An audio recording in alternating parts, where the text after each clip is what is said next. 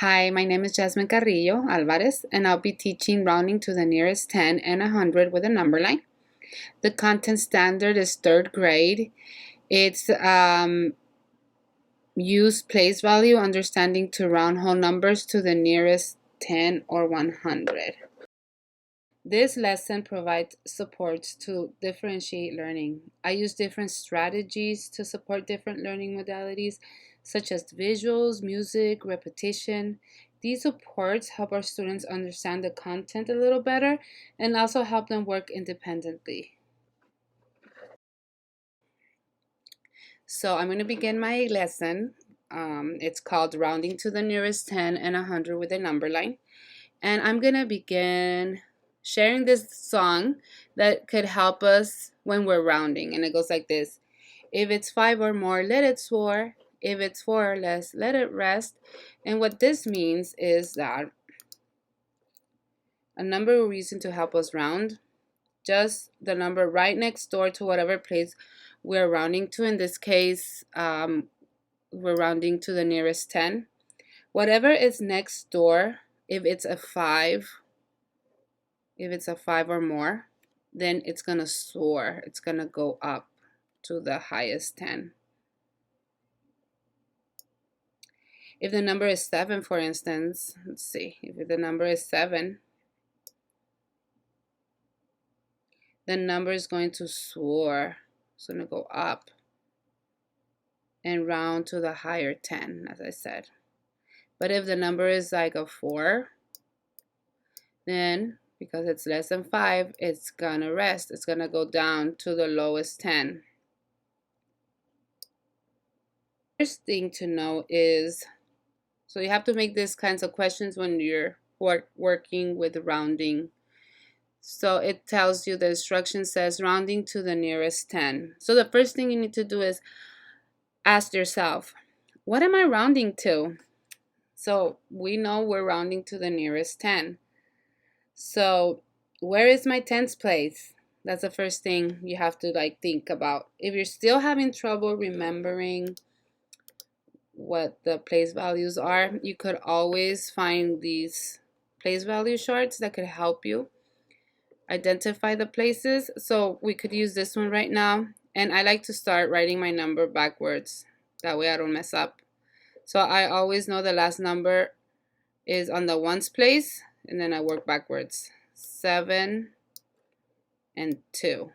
So we're gonna identify, I like to identify it right away, or label what my place is, or what place where I'm working with, because then I forget. And that happens to a lot of students. We're working with our tens place. Some students just get confused because when they look at this number, this 3-digit number, they automatically think that they need to round to the hundreds place. So a good thing to do is label your number as soon as you get your number and you understand that you are rounding to the nearest 10. And we'll go back to this labeling later. We're going to work on our number line. On our number line, I'm going to write whatever is on my tens place right now. So right here, we're going to do on our first one to label, I'm going to change the color to black. We are going to write 270 because that's the nearest 10 that I could think of. And then the next 10 would be 280, right? 280. The next 10.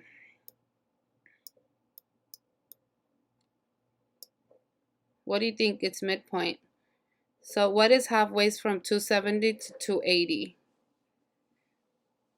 So what we can do is count these, because remember from here to here is 10. So we could count 1, 2, so 271, 272, 273, 274, 275. So our midpoint is 275, and I like to check that it's correct. So I recount again. I go 271, 272, 273, 274, 275. And if that matches, then we're on the right track. We are going to add the 278 to this number line. So we have 275 here, and each of these lines is worth 1. So we are going to count all the way to 278, to 275, 276, 277, 278. So we are going to put 278 right there. So that is our number line with our 278. Time to remember that we are rounding to the nearest 10. So we're going to go back here, and we are going to see our tens place. And we had labeled it already to remember what we're doing. So now it's time to round. So remember our little song. If it's 5 or more, let it soar. If it's 4 or less, let it rest. So what do you think? We're gonna look next door. Dun-dun-dun. It's 8 more than 5 or less than 4. And I think that we all know 8 is more than 5. So our number is going to soar. It's gonna go up to the next 10, right? It's gonna go up to the next 10. So our answer is, or our 278 is gonna round to 280, to the nearest 10, 280. Let's ask ourselves, what am I rounding to? And we're rounding to the nearest 100, right? So first thing to do, so we don't forget, is identify our hundreds place. And if you're having trouble, you could always use this place value chart. And I like to write it backwards. Start with the ones place. 8, 4. So remember, we are going to identify the place that we're rounding to, the nearest 100. So this is our hundreds. We're dealing with hundreds. So we are putting our nearest 100 that I could think of would be 400. So let me change this. And what is the next 100 after 400? It's 500. And what do you think is the midpoint? What is in between 400 and 500?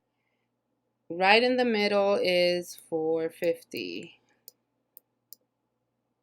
So if you look right here, now it's, remember we're doing hundreds, so each line here is worth 10.